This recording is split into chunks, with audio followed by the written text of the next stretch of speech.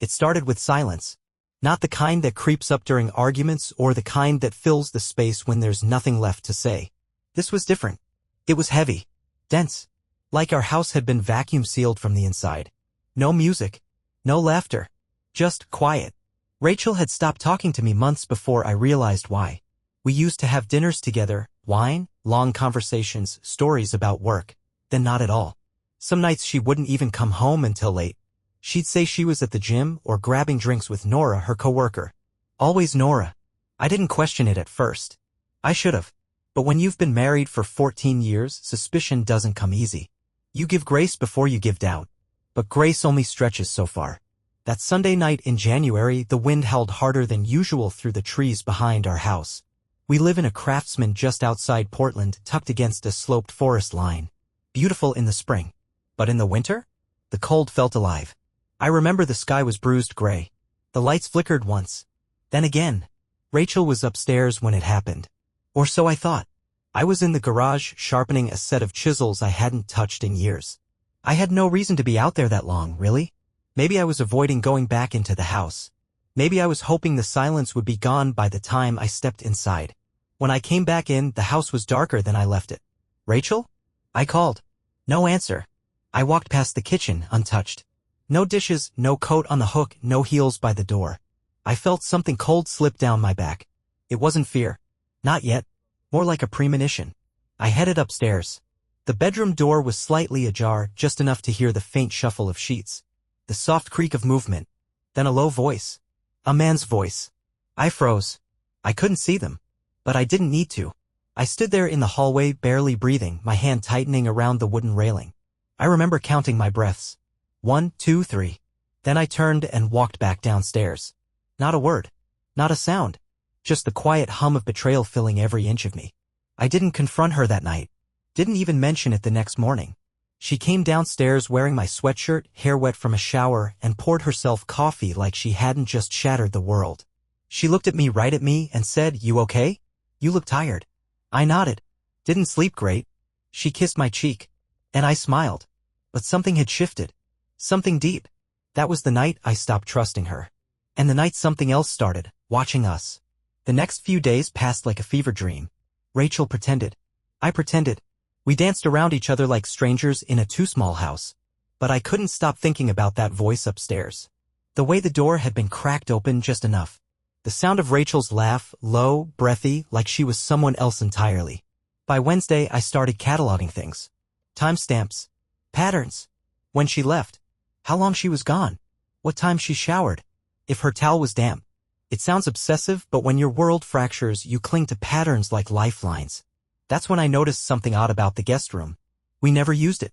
The door stayed shut most of the time, dust thick on the windowsill. But that night, as I passed it on the way to my office, I noticed the door was open an inch. Just like the bedroom door that night. Inside, it was spotless. Like, unusually spotless. The bed was made tighter than I ever remembered making it. There was no dust on the nightstand. The drawer was cracked open, and when I pulled it the rest of the way, I found something strange, a silver wrapper. Not candy. Not medicine. A condom. We hadn't used those in over a decade. I dropped it back in the drawer and shut it slowly, heart pounding so loud I was sure she'd hear it from downstairs. That's when I noticed the smell. At first, it was faint. Like mildew. But as I leaned closer to the floor vent in the corner of the room, it hit harder, earthy, metallic. Rotting wood? Something dead? I couldn't tell. I went downstairs to check the crawl space, thinking maybe a rodent got stuck and died under the floorboards. But when I opened the basement door, something was off. The overhead bulb flickered, and not in the usual way. It buzzed loud like a fly trapped behind glass. And the air coming up felt cold. Too cold. I stepped down into the crawl space with a flashlight and felt the temperature drop even further. My breath fogged in front of me. My fingers stiffened. There was something wet along the back wall. A black, slimy streak that oozed along the cinder block. It hadn't been there before. I was sure of it. And in the dirt, footprints. Not shoe prints, bare feet. Adult-sized. Deep and erratic, like someone had been pacing or digging. I backed out slowly, heart hammering, flashlight shaking in my hand. I didn't tell Rachel. What was I going to say? Hey, there's something dripping black sludge behind the guest room. And oh, by the way, is your secret lover living under our floor? No, I needed more. That night, I barely slept. I stayed on the couch, claiming a headache. Rachel didn't argue. She just muttered, "Hope you feel better," and disappeared upstairs with her phone. I laid in the dark, staring at the ceiling, listening. Sometime after 2 a.m., I heard the guest room door creak, then a soft thud on the floor, and the sound of someone breathing. Not Rachel. Someone deeper, heavier, closer than I ever thought. I didn't move, just lay there, staring up at the darkened ceiling, too afraid to breathe too loud. The sound had been real. That soft, uneven breathing, raspy, wet, like someone struggling to inhale through cracked lungs. It wasn't coming from the hallway. It was coming from inside the vents. I sat up slowly, barely making a sound, and reached for the flashlight I'd stashed under the couch cushions. The old wood floor creaked beneath my socks as I stepped toward the hallway. Every step felt like a warning. The vent near the guest room was half unscrewed, and there were scratches around the edges, not from tools, from fingernails. I dropped to one knee and shone the flashlight inside. Dust, lint, a crumpled piece of paper, and then, further down the shaft, movement. Something shifted deep inside, just out of range. I leaned in slightly, the beam of light trembling over metal walls, and then it hit me. Eyes, just for a split second, pale, glassy, and wide open. I fell back so fast I scraped my palms on the floorboards, heart thundering in my chest. The beam scattered across the ceiling. I waited, frozen, expecting something, anything, to come crawling out after me. But nothing did. The air grew still again. Silent. Too silent. I backed into the living room, grabbed my phone, and opened the security app. We had a motion-triggered camera over the front porch, another by the garage. I checked the history. Nothing. No alerts. No footage. Except there was a 30-second clip from earlier that night.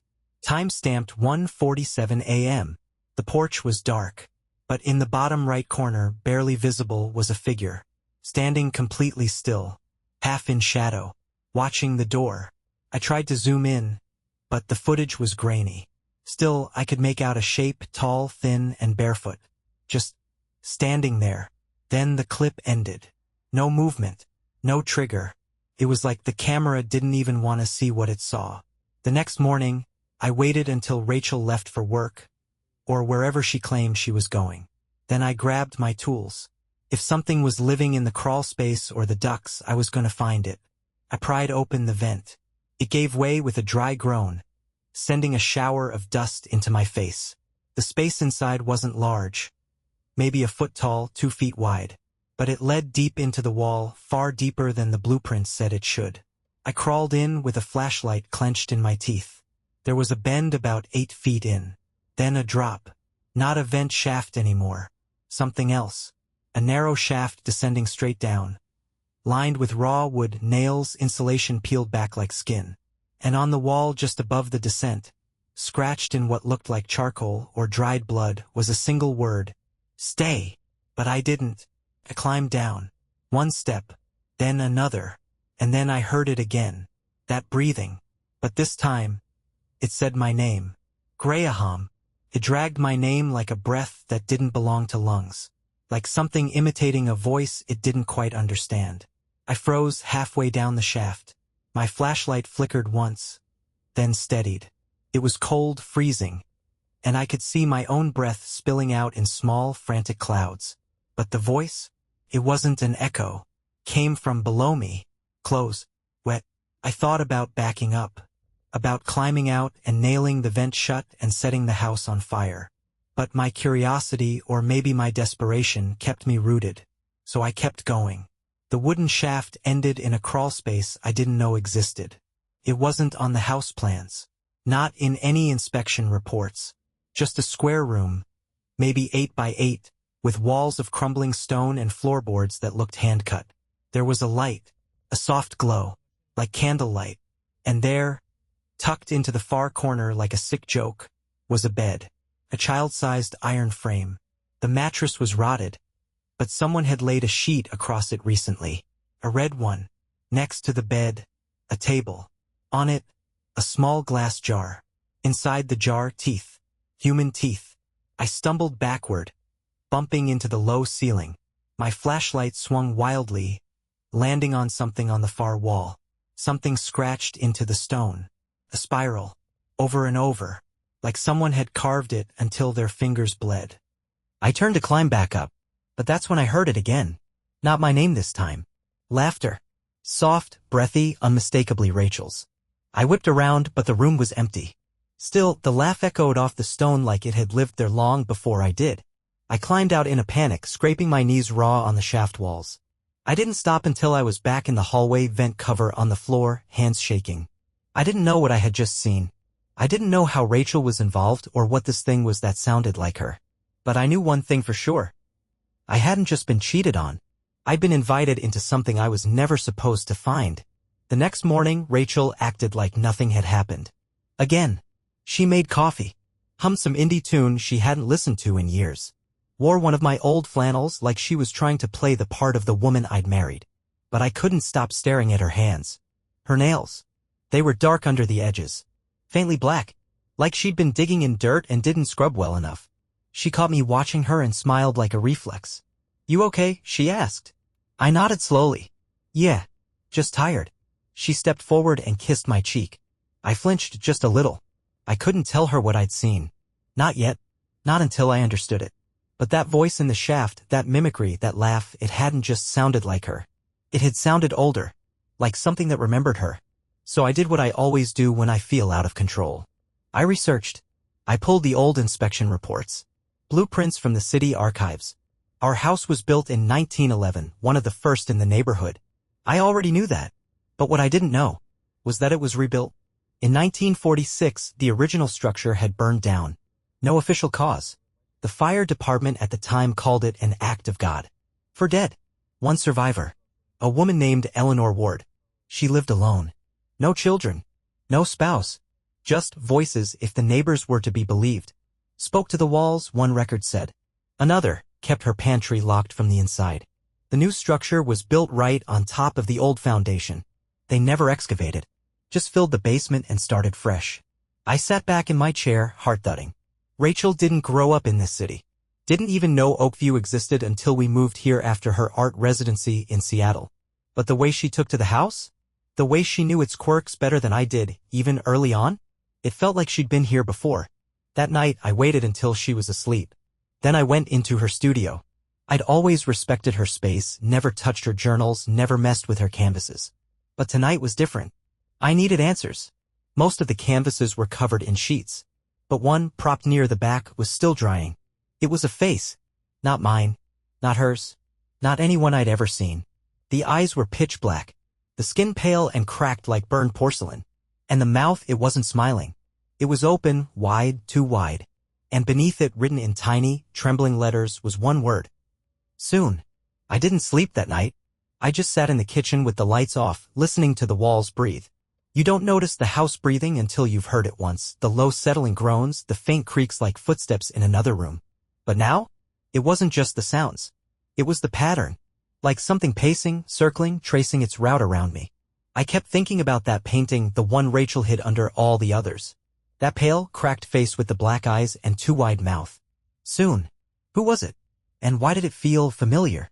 The next day when Rachel left again, early brunch with Nora, of course, I grabbed the tools and went back to the guest room. Not to the vent. This time I was interested in something else. The mirror. It hung above the old dresser, bolted into the wall, left by the previous owners. I always hated it. The reflection felt off, slightly delayed, slightly darker. But I never gave it more thought until now. I took it down. Behind it? Bare drywall. But the knocking sound, the one I kept hearing late at night from this exact wall, came from deeper. I tapped around until I heard it, a hollow echo. Then I cut through the drywall with a utility knife. Slow. Careful. What I found behind it was not insulation. Not studs. It was a door. No knob. No hinges on the side. Just a thin vertical seam in the plaster with faint handprints smudged across it as if someone had been pushing from the other side. I should have stopped there. But I didn't. I wedged the edge of my crowbar into the seam and pried. The plaster cracked, then gave way. The door creaked inward with a groan that felt alive, like the house was exhaling after holding its breath for decades. Behind it? A staircase. Stone. Narrow. Pitch black. I stood there for a long time, flashlight trembling in my grip. Then I descended. The air was damp. It smelled like soil and rot and something sweet, sickly sweet, like spoiled fruit. The stairs ended in a chamber no bigger than a walk-in closet. The walls were stone, old and crumbling. There was no light. But when I swung my flashlight across the floor, I saw them. Drawings. Hundreds of them etched into the stone like someone had scratched them with fingernails. Faces, rows and rows of them. All staring forward, all wide-eyed and hollow. Some were smiling. Some screaming. And in the middle of the room, lying neatly on the ground, was a red shoebox. I approached it slowly, every instinct in my body screaming, "Don't open it." But I did. Inside were photographs. Dozens of them. Of me. Sleeping. Shaving. Driving. Sitting in the yard. Even one of me as a child, age 8, maybe 9, sitting on the steps of a house I didn't recognize. And the last photo? Me standing over the shoebox. Taken from behind. I dropped it and spun around, flashlight flailing wildly in the pitch black. But the room was empty. Only, it didn't feel empty. I wasn't alone anymore. And from somewhere in the walls, that voice, broken and grinning, whispered again. "You brought her here, Graham. You opened the door." I don't remember climbing back up the stairs. All I know is that one moment I was in that hidden stone room, and the next, I was locking the guest room door behind me, hands shaking, heart thudding like it wanted out of my chest. The photos were still in the shoebox, but the last one, that final photo of me standing over it? It was gone. That night, I didn't even pretend to sleep. I sat in the living room, every light on, a kitchen knife in my lap like that would somehow protect me from whatever I'd let in. Rachel came home around midnight. I heard the key turn. The door open. I stayed perfectly still. She walked in slow. Her heels clicked across the tile, one by one. But something about her posture was off. Her head was tilted a little too far. Her smile felt mechanical. Like a mannequin just learning how to show teeth. "You're still up?" she asked, voice light. I nodded, not looking at her. "Couldn't sleep." She came around the counter and stood across from me, leaning against the island. Her eyes locked onto mine. "You've been acting strange lately," she said. "Everything okay?" Her tone was soft. Sympathetic. But her eyes never blinked. I studied her face, the jawline I knew, the curve of her lips, the freckle under her left eye. All of it perfect. Too perfect. Like someone had memorized her face. "What did we eat on our 3rd anniversary?" I asked suddenly. She blinked. Once. Slowly. "What?" "Our 3rd anniversary," I repeated. "Where did we go? What did we eat?" She smiled again, a little too wide. "Bistro Luca. You had the seared halibut and I had the mushroom risotto. You spilled red wine on the tablecloth and pretended it was abstract art." My stomach twisted. That was our 2nd anniversary. Before I could speak, she leaned in slightly, eyes still locked on mine. "You're tired, Graham. You're not thinking clearly. Why don't you come to bed?" I didn't answer. Just stood up slowly and said, "Not tonight." She watched me walk down the hall. I could feel her gaze between my shoulder blades, heavy and strange, like it wasn't made of eyes at all. I locked the office door behind me and stayed there till morning. When I opened the door just after dawn, the house was silent. Rachel was nowhere. Not in the bedroom. Not in the kitchen. Not even her car in the driveway. But something was left on the table. A note. Written in Rachel's handwriting. Only it wasn't. The loops were too tight. The pressure too uneven. "You should have stayed out of the walls." And beneath it, scribbled in faint pencil, something that looked like a drawing. At first, I couldn't tell what it was. But when I turned it sideways, my stomach dropped. It was a face. That same cracked, eyeless grin from her hidden painting, but this time it was drawn over my face. Rachel came back the next night. She didn't say where she'd been. No apology. No explanation. Just walked through the door like she'd stepped out to get the mail.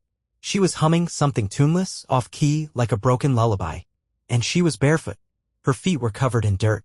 Caked around her heels, packed under her nails. I said nothing.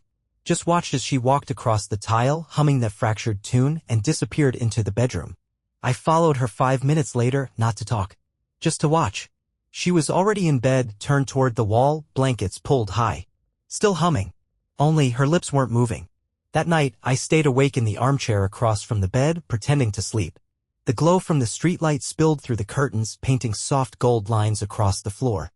At 2:13 a.m. she started talking. Not to me. To the wall. "He doesn't know yet, still thinks I'm her, can't smell it like I do." Her voice was light. Dreamy. But distant. Like it came from somewhere deeper. "He opened the box, the one with the teeth. I told him not to. My throat tightened. I shifted slightly, heart racing. Then her head twitched. Once. Sharp. Like a puppet pulled by the neck. He'll leave soon, they always do, but not far enough. Then silence.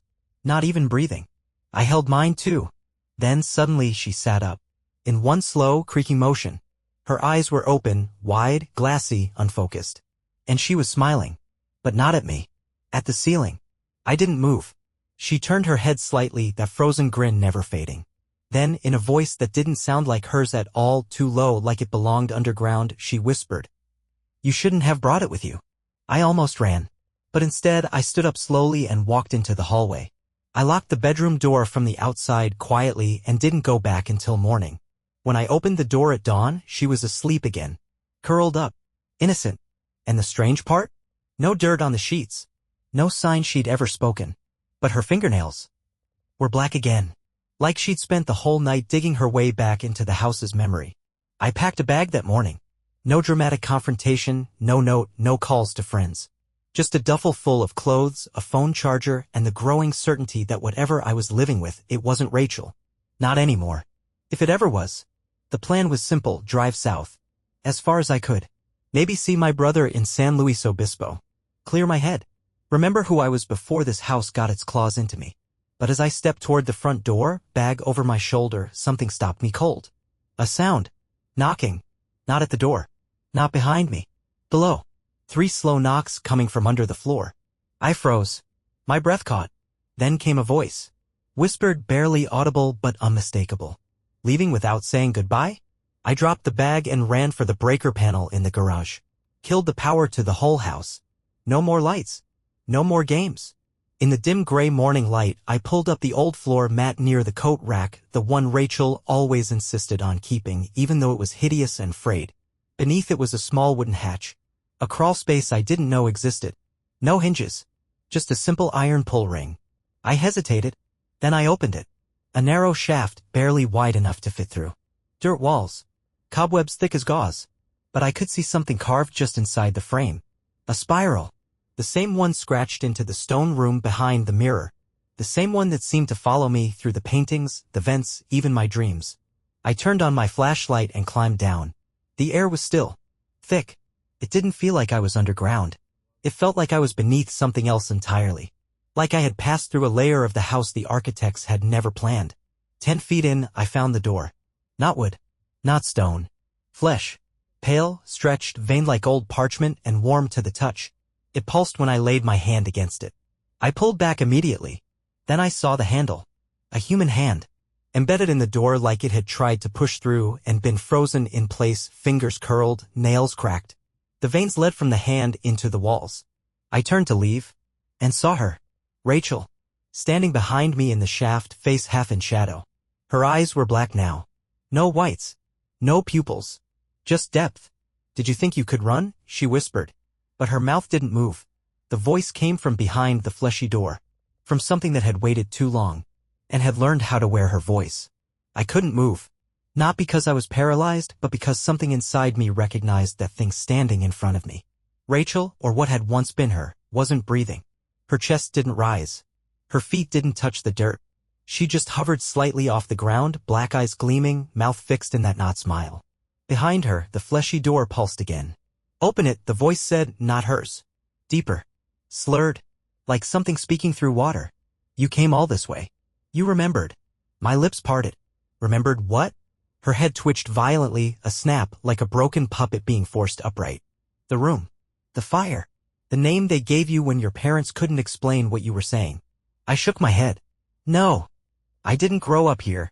I lived anew." She stepped forward. "You did. Before they moved. Before they buried what you saw." The smell coming off her was unbearable now, sweet and rotting, like damp roses left in a closed room for too long. I staggered backward, bumping into the wall of the shaft. Then I remembered something. The photo. The one from the shoebox. Me. As a child. Sitting on unfamiliar stone steps. I had been here. But how? The voice from the door came again, closer now, more inside me than around me. "We watched you grow bones inside your mother. Watched you draw us in the dirt before you knew what words were." And then slowly the hand on the door began to move. Its fingers twitched. Flexed. and began to pull the door open from the inside.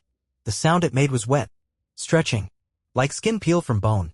A slit appeared down the center, not a door at all, but a mouth, ringed with teeth. The breath that came from it was ancient, dry dust and grave rot. Rachel, or the one who wore her, stepped aside. "You've always been part of the house, Graham. That's why she chose you." I looked up at her. She, Eleanor. The name. From the records. The only survivor of the original fire. The woman who talked to walls. The woman they said died in this house. But she hadn't died. She'd become part of it. And now she was calling me home. The hand reached further through the opening. Nails like obsidian. And just behind it, in the darkness beyond the door, I saw 100 eyes blink at once. They knew me. And worse. I knew them back. I don't know how long I stood there, staring into that door-shaped mouth. Time didn't work right down there. Every second stretched like skin pulled too thin. The eyes in the dark blinked slowly. Not like they were surprised to see me, but like they'd been watching me the whole time and were just now letting me see them back. Rachel, or her shell, leaned close to me, whispering like a lover. "You thought she loved you," she murmured. "But love was never what brought you here." I turned to look at her. Her face was starting to unmake itself. Cheekbones softening. Hair fading to brittle white. Eyes bubbling with that tar-like blackness. And underneath it all, something ancient. Something wrong. "Who are you?" I choked out. She smiled, or something like it. "We're the memory in the walls. The thing your father tried to drown. The hum in the vents you stopped hearing after age 9. I backed away. My shoulder hit the wall of the crawlspace. It felt warm. Pulsing.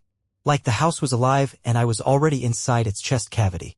The voice from the door came again, whispering through me this time. "You dreamed of us.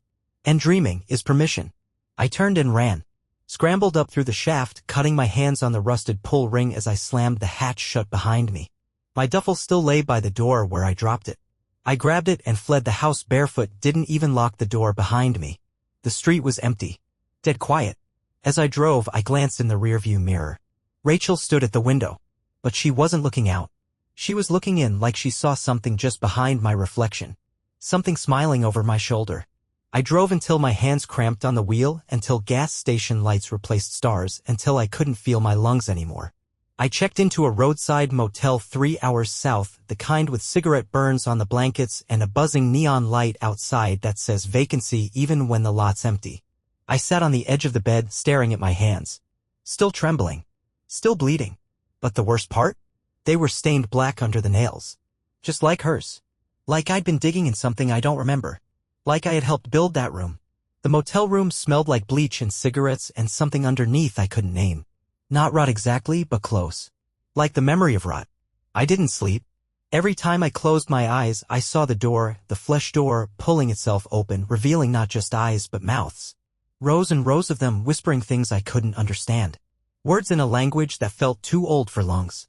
I took a shower to wash the black from under my nails. It didn't come off. I scrubbed until the water turned red and the motel mirror fogged completely over. But when I wiped it clear, there was a message written in the steam. "We're not done." I froze. Behind me, in the mirror's reflection, stood Rachel. Only it wasn't Rachel anymore. Her head was turned completely around, backward, like it had been twisted from the inside. She was smiling, but the smile ran too wide and too deep, curving all the way into her cheekbones. I spun around. The room was empty. But the mirror was still wet and the words were still there. I left the motel an hour later. Started driving again, no destination. Just movement. I figured if I kept going, maybe the thing wouldn't keep up. Maybe it was tethered to the house. But by dusk, when I stopped for gas outside a place called Calico Junction, I saw something that stopped me cold.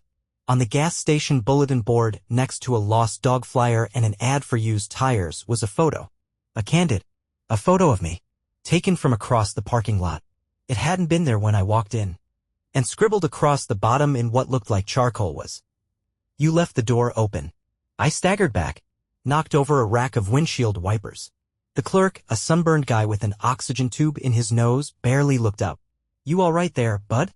I nodded slowly. But I wasn't. Because the photo wasn't printed on photo paper. It was printed on parchment. The kind that feels too soft. Too porous. Like skin. I didn't plan to sleep that night. I swear I didn't. But sometime between 2 o'clock and 3 a.m. inside another nameless roadside motel, I must have drifted off, fully clothed, duffel bag by the door, TV still playing some late-night preacher warning about spirits that mimic the living. And when I woke up, I wasn't in the motel anymore. I was back in the house. Only it wasn't the house now, it was the house before. Before we moved in. Before the fire. Before Rachel. It was the version from the photo in the shoebox, the one with me as a child sitting on the front steps, staring too long at something just out of frame. The walls were wooden slats, scorched at the seams. The windows were black holes. And I could hear her, Eleanor, humming somewhere above me. The same broken lullaby Rachel had been humming for weeks. I tried to move, but I couldn't. My body wasn't my own. I was walking without control, moving through this memory like I was on rails. I passed the staircase. It pulsed slightly. Breathed. I turned left into the room beneath the mirror. It was smaller than I remembered. Or maybe I was smaller. There was a bed in the corner again, red sheets. But now something was lying beneath them. Not breathing. Not moving. Just waiting. I knelt down beside it. And slowly, against everything screaming inside me, I pulled the sheet back. It was me. Younger. 9, maybe 10. Mouth sewn shut with black thread. Eyes open. Still blinking. And carved into the skin of my chest were symbols. Spirals. Mouths. Open hands. He looked up at me and whispered around the stitches. You brought her out, Graham. I staggered back, fell against the wall, but there was no wall now. Just a vast blackness like the house had peeled open. And then she stepped out. Eleanor. Not the woman from the records. Not some frail spirit. No. She was tall now. Inhumanly tall. Veins like cords wrapped around her arms. Her face a perfect blend of Rachel's and mine, like she'd studied us both and made something halfway between. She smiled and said, Now you remember. You were never the victim. You were the key. When I woke up, I was back in the motel. Still in bed. Still dressed. Still breathing. But the room was wrong. The light filtering through the blinds was red like a sunset that had gone on too long. The shadows were sharp. Jagged. They cut across the walls like teeth. My duffel bag was gone. In its place, on the foot of the bed, sat the shoebox. The same one from the crawl space. I didn't want to open it again. Every cell in my body told me not to. But my hands moved anyway. Inside? The same photos. Me sleeping. Me walking. Me as a child. But now there were new ones. One was of Eleanor standing in what looked like the guest room, smiling at someone behind the camera. On the back, written in crooked ink, our first host. Another photo, Rachel sitting in the backyard, barefoot in the grass, her eyes completely black. On the back. The last one before we ripened. And then the last photo. Me. In the present. Standing in the motel room. Looking directly into the lens. I dropped the box. Something shifted in my mind like a door I'd bricked over years ago just cracked open.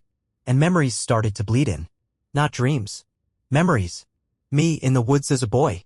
Digging something up. Not a toy. Not a time capsule. A bone. Carved with spirals. And a hand pale, warm, grasping mine from beneath the soil. A voice had whispered then too. We'll come when you forget. And I had. I'd grown up, moved on, met Rachel. I thought I'd chosen that house. Thought it was fate. But it wasn't. It was the next step in something centuries older than fate. I was never the intruder. I was the return.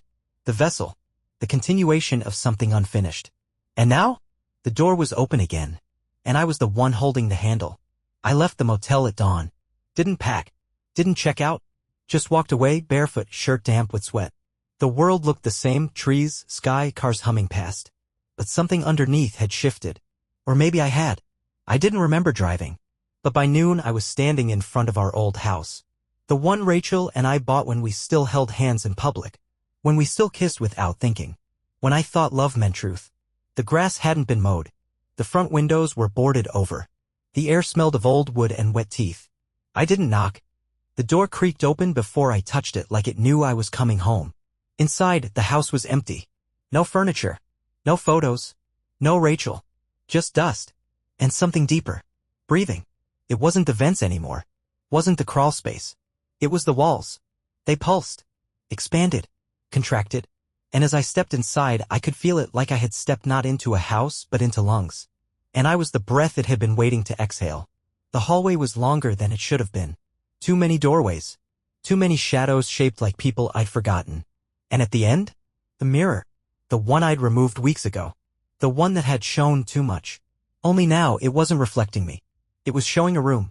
Stone. Spiral symbols carved into every surface. In the center, a figure. Thin. Pale. Kneeling. Rachel. Not as I last saw her, but younger. Eyes closed. Lips moving like she was praying. Or chanting. And behind her. Me. Or something wearing my face. But older. Smiling. Waiting. I touched the mirror. And the glass gave way like skin. I fell through. No sound. Just weight. Like falling into an old memory that knew how I ended.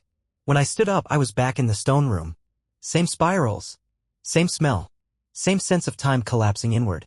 Rachel looked up. Only it wasn't her anymore. It was Eleanor. The original host. The first to hear the voice in the walls. The first to answer the knock from the other side. She smiled. You came back just like you promised, she said in a voice stitched from Rachel's laugh and my mother's cry. And I remembered. The promise I made as a child. To help it grow. To carry the door forward. I don't want this, I whispered. But my voice was distant now. Faint. Like I'd already said the last real thing I was ever going to say. Because my hands were black again. My eyes reflected the spiral now, not the room. And the house? The house was no longer behind me. It was inside me. The final host. The living door. The one who smiled through the walls and waited patiently for someone like you. The end. But some doors don't stay shut forever. Especially the ones we carry in our blood.